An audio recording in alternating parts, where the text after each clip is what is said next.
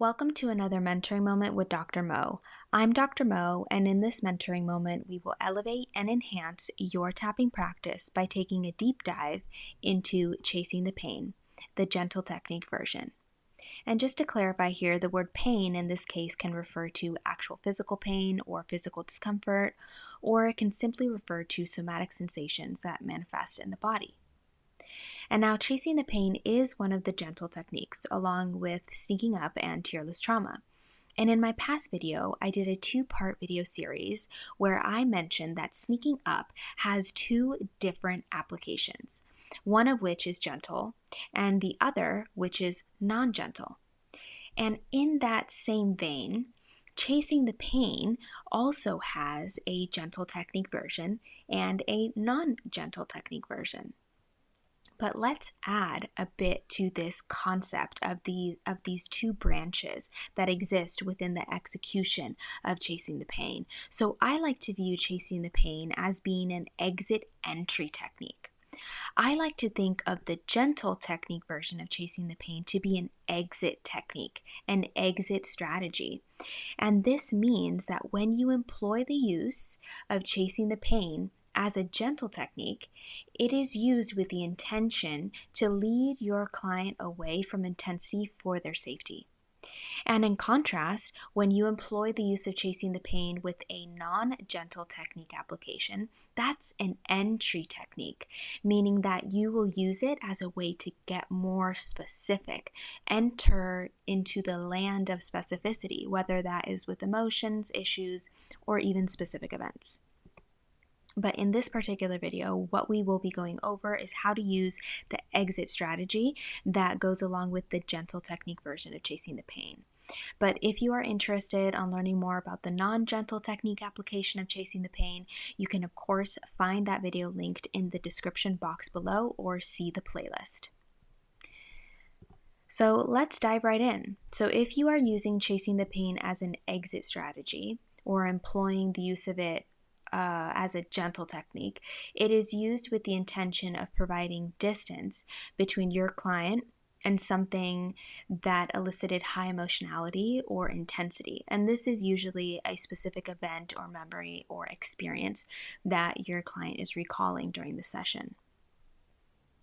So when applying this technique, the goal is to redirect your client so that they are placing their focus just on their body sensations and where and what they feel in their physical bodies instead of focusing on the event, what happened, any specifics, or even any emotions. In this way, you are still engaging with the stressor that caused the intensity, but you're doing it at a comfortable and safe distance by only engaging the language of the body. So this is much like tearless trauma, in which you do not encourage or direct your client to focus on any emotions while you're executing that technique, because that could be potentially too overwhelming and it could lead to dysregulation or even flooding. So additionally, you may remember that when using tearless trauma, you engage with that technique until the SUDs are about a 2 or a 3. And because chasing the pain is also a gentle technique, it is recommended that you use it until the SUDs on the sensation or the pain are about a 2 or 3 on the SUD scale, or you deem a transition into another technique appropriate for the client and for the session. So how this looks in practice, let's say you're in a session and some intensity happens as a result of your client thinking of an event or having an event in mind. And as a way to keep your client safe, you transition into chasing the pain to exit the intensity.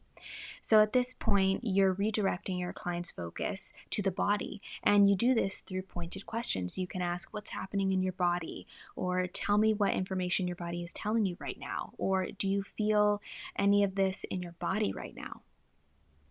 So as a way to encourage this focus on the body, you can ask your client some more questions to help your client anchor in and focus on the physical sensation that are beyond these 3 questions that I just gave you. Because the more specific you can characterize or describe the sensation that your client is feeling, the more focus your client can place on that specific pain or sensation. And this focus will prevent them from going back into the intensity or to get flooded again. So, some questions that you can ask your client about what they are feeling in their bodies is, what is the shape? Does it have a certain shape? Does it have a certain temperature? Is it hot or cold? What is the color of it? Is it moving or is it still? Is it large or is it small? Where is it? What is it made of? What is the material that it's made of? Or does it even have a texture? So, asking these questions can really help you probe for some detailed characteristics about just the sensation that's going on in your client's physical body. And as you ask these questions, you will gather all of this information and you can incorporate all of that information into your setup statements and, of course, your reminder phrases. And then you can get started tapping. So once you have all of this information, you then can tap on those sensations until they are about a 2 or a 3, just focusing on what they're feeling in their bodies using the descriptions they gave you about the sensation itself. And then when that sensation is decreased to a good SUD level, then you can return to the original issue that precipitated the intensity in the first place and transition into another technique based on the progress that was made. So let's kind of wrap this up in an example. So let's say you're tapping on the specific event of that one time I almost hit a branch while horseback riding. And while tapping on this, your client exhibits some emotional intensity, and you determine that chasing the pain would be a good technique to use at the time. So you ask your client to become aware of any physical sensations in their body and ask for descriptors of that sensation.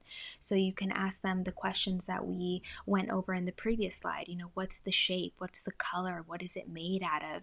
Is it moving or is it still? And those questions help characterize that sensation and help your client really anchor in to their bodies instead of going into the specifics of the memory.